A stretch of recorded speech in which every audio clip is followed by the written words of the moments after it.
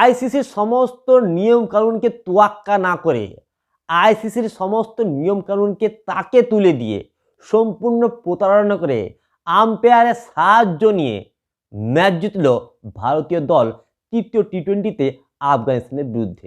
ভারতের বিরুদ্ধে প্রতারণার অভিযোগ উঠেছে এবং ভারত নাকি প্রতারণা করে ঠকিয়ে আফগানিস্তানকে হারিয়েছে। বন্ধুরা, ঘটনাটা আসলে কি? ভারত আফগানিস্তানের মধ্যে তৃতীয় টি-20 হচ্ছিল।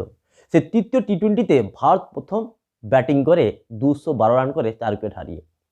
আফগানিস্তান 213 রান চেস করতে নেমে 212 রানেই আটকে যায়, ফলে ম্যাচটি টাই হয়ে যায়। এরপর শুরু হয় সুপার ওভার। সুপার ওভারে প্রথম আফগানিস্তান ব্যাটিং করে 16 রান করে এবং যখন ভারত এই 16 রান চেস করছিল তখন ভারতের হয়ে ব্যাটিং করতে নামেন রোহিত শর্মা এবং যশস্বী জয়সওয়াল। ভারত যখন 5 বলে 15 রান করে নেয় তখন শেষ বলে ভারতের দরকার ছিল 2 রান এই ম্যাচটা জেতার জন্য।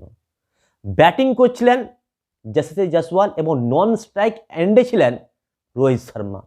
রোহিত শর্মা দেখলেন যে শেষ বলে 2 রানের প্রয়োজন, হয়তো আমি দৌড়তে পারবো না এত জোরে, ওই কারণে তিনি নিজেকে রিটায়ার আউট করে নেন এবং তিনি ফিরে যান ডাগ আউটে।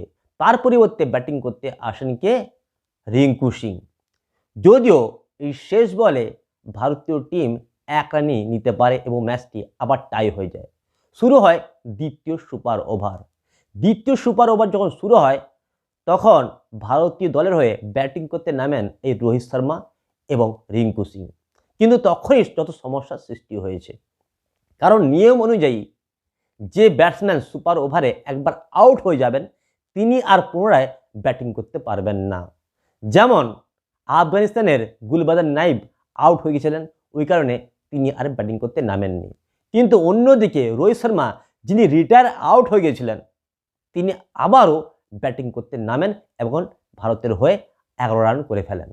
এটা সম্পূর্ণ নিয়ম বিরোধী, কারণ আইসিসির রুলসেই রয়েছে যিনি সুপার ওভারে একবার আউট হয়ে যাবেন তিনি আর পরবর্তী যদি সুপার ওভার হয় তাতে তিনি ব্যাটিং করতে পারবেন না। তাহলে রোহিত শর্মা রিটায়ার আউট হয়ে কীভাবে ব্যাটিং করলেন? এটাই যত সমস্যার সৃষ্টি করেছে এবং এই নিয়ে গোটা ক্রিকেট বিশ্বে তোলপাড় উঠে গিয়েছে। বিশেষ করে বাংলাদেশে যে সমস্ত মানুষেরা রয়েছে, পাকিস্তানে যে সমস্ত মানুষেরা রয়েছে এবং অন্যান্য দেশে যে সমস্ত মানুষেরা রয়েছে, তারা প্রত্যেকে ভারতের বিরুদ্ধে প্রতারণার অভিযোগ এনেছে। যদিও ভারতীয় ফ্যানেরা এটা নিয়ে কোনো মন্তব্য করেনি, কিন্তু অন্যান্য দেশের ফ্যানেরা ভারতের দিকে আঙুল তুলছে এই প্রতারণার জন্য।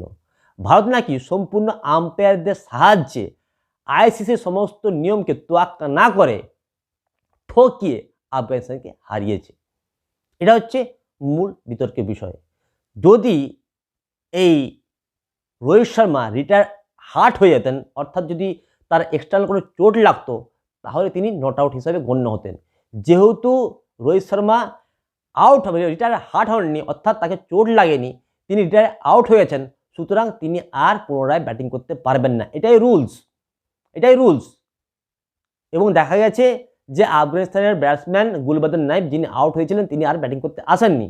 সুতরাং কীভাবে রিটায়ার আউট হওয়া ব্যাটসম্যান রোহিত শর্মা পুনরায় ব্যাটিং করতে পারেন, এ নিয়ে প্রশ্ন উঠেছে এবং এটি সম্পূর্ণ একটি আইন বিরোধী কাজ। আইসিসি কী করছে, আম্পায়াররা কী করছে, থার্ড আম্পায়ার কী করছে, ফোর্থ আম্পায়ার কী করছে, ম্যাচ রেফারি কী করছে, এটা নিয়ে অবশ্যই প্রশ্ন ওঠা দরকার যে কীভাবে একজন রিটায়ার আউট হওয়া ব্যাটসম্যান পুনরায় ব্যাটিং করতে পারে। এটা নিয়ে অবশ্যই প্রশ্ন হওয়া উচিত। এটা সম্পূর্ণ আইন বিরোধী এবং এটা সম্পূর্ণ আইসিসির নিয়ম ভঙ্গ করেই করা হয়েছে। বন্ধুরা, আপনাদের কী মনে হয় অবশ্যই আপনারা কমেন্ট বক্সে জানাবেন।